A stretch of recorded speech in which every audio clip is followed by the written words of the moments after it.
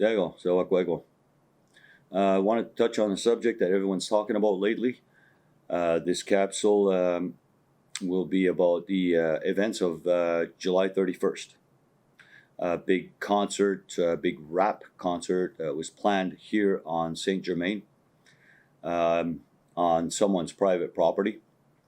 Promoters been advertising this for a few weeks, and apparently was in the planning stages for 2 years.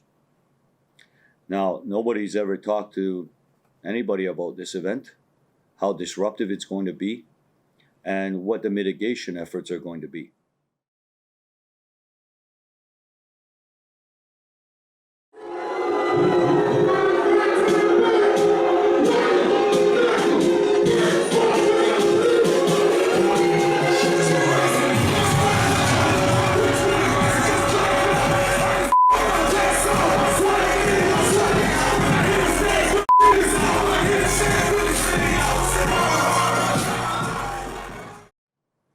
Now, the original event was planned on something like 5 acres of land. This event was to have a huge stage for the concert. There's some area of parking. There was some social distancing planned. But when you look at the land and the amount of people, 2,500 plus people may have attended this event. I mean, we had an event on June 12th that had 500 people, 500, and look at how disruptive that was for our community. Imagine what 2,500 plus will do. So I've been trying on my end, contacting various ministers to see what can be done. There are outside promoters and artists that want to come here without the consent of the community, and even less the legal governing body. So I'm trying to make the governments understand that they have means of stopping this from their perspective, so that we don't have to, I guess, engage in animosity, any further animosity within the community. Now, the event apparently has changed. The promoter saw the lack of social acceptance for this event, and decided he's going to go on a even smaller piece of land with half the people. I mean, that land he's talking about couldn't even hold 300 people, let alone 1,200. So if his idea is to use the whole shoreline for this event, that's another problem.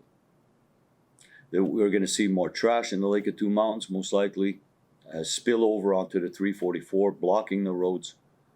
Again, winding up with a bigger problem than what we had for the first event.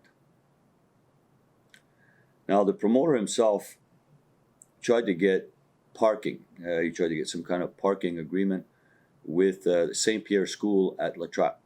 Everybody knows the school there. So he sent an email saying he had the support of the ERU, the support of the Mohawk Council, the SQ, even the health authority of the Lower Laurentians, all of which were false, misrepresenting the case towards these authorities. And not only that, going as far as to using the residential schools within his communications to try to, exert a little more pressure on the director of the school. So everything was promoted in bad faith, and now they're coming to us saying we're going to do it in a better way. We're going to take care of all the problems, and I'm sorry, but the bad faith that was shown so far doesn't encourage us to accept any other explanations. Now, to do this and to change the plans to put it on the shore of the Lake of Two Mountains is even worse than the original plan. Like I said, even if they were to find the right parking and everyone was contained, there's still the risk of those who are consuming drugs, alcohol, that'll hop into their car, drive through our territory under the influence, and we have a higher security risk for our people. So I would encourage people to just hold off on these events. These kind of events are disruptive and they're extremely divisive.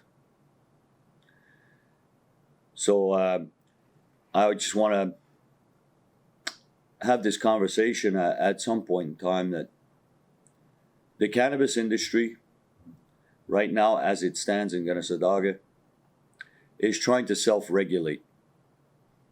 We've seen that with the tobacco industry where they tried to self-regulate. It didn't work.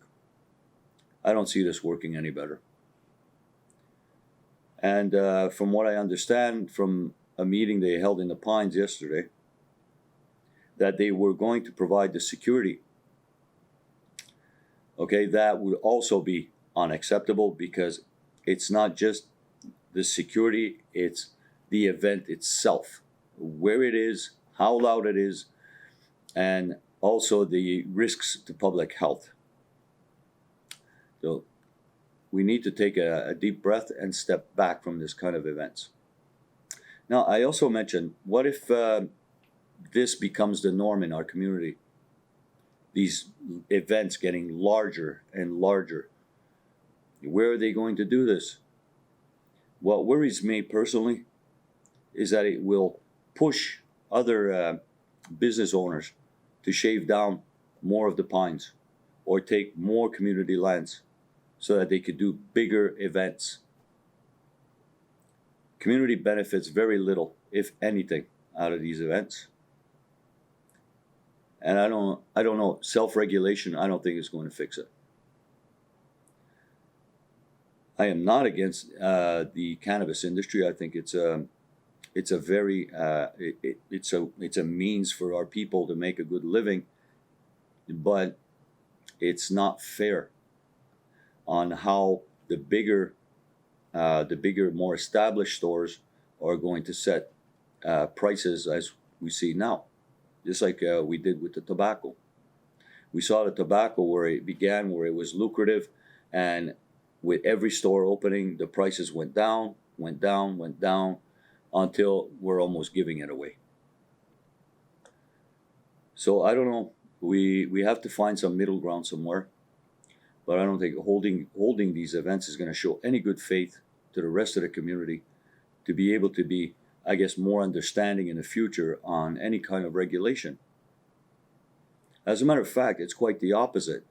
These kind of events are going to lead maybe to a short-term gain, but in the end, it brings in really bad attention and eventually will lead to some form of collapse. So using a little bit of common sense and respect towards everyone else around here, I think would go a long way for this industry to survive.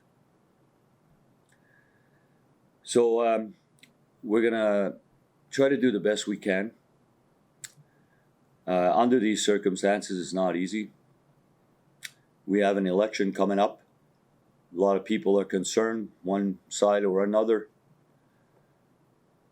But we do have time and we do have the means to be able to have a civil conversation at some point. We all live on this territory together. We better find a way to live on it in peace and mutual respect. You can't develop and prosper under anything else. I'm hoping you understand. So, now I'll go off of your time, and I'll see you in the next capsule. Anna.